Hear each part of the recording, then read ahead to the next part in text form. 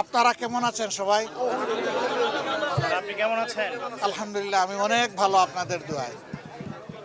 শুধু খারাপ লাগে যে এত বড় একটা আয়োজনে আপনারা সারাদিন ধরে ছিলেন। আমি জাতির জন্য আমার মনের কথাগুলো স্বাভাবিকভাবে তুলে ধরতে পারিনি, এটা আল্লাহর ইচ্ছা।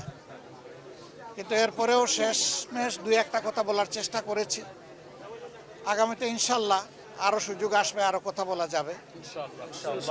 আপনাদের মাধ্যমে দেশে বিদেশে যারা আমার এই সাময়িক অবস্থা দেখে কষ্ট পেয়েছেন, সহানুভূতি প্রকাশ করেছেন, দোয়া করেছেন, তাদের সকলকে সালাম জানাই এবং কৃতজ্ঞতা জানাই। শুধু দোয়া করবেন যতদিন বেঁচে থাকি আল্লাহ তাআলা যেন মানুষের কল্যাণের জন্যই আমাকে বাঁচাইয়া রাখেন, আমিন। এবং আমার দ্বারা যেন দেশ এবং জাতির কোনো ক্ষতি না হয়।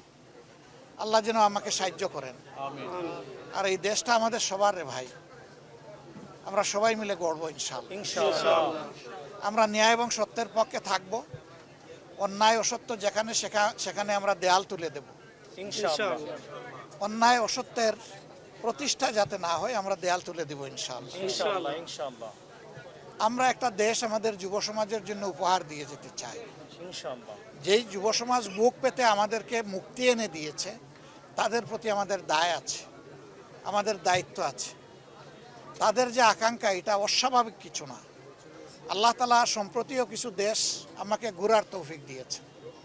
সেই দেশের মিশনারি এবং দেশপ্রেমিক নেতৃত্বের কারণে মাত্র 3 দশকের ভিতরে এক একটা দেশ কোথায় চলে গেছে বদলে।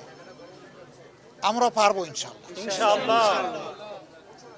সবাই আমাদেরকে একটা কথাই বলেছে, তোমরা যদি শুধু দুর্নীতিটা দমন করতে পারো তোমাদের দেশ আমাদের চেয়ে আরো সুন্দর হয়ে যাবে। ইনশাআল্লাহ। কারণ তোমাদের মানুষগুলো আমাদের দেশে যারা সার্ভিস দেয়, তাদের সার্ভিসের উপর ভিত্তি করে এই সমাজ যদি আগাইতে পারে তাহলে তোমাদের দেশ কোনো আগাবে না।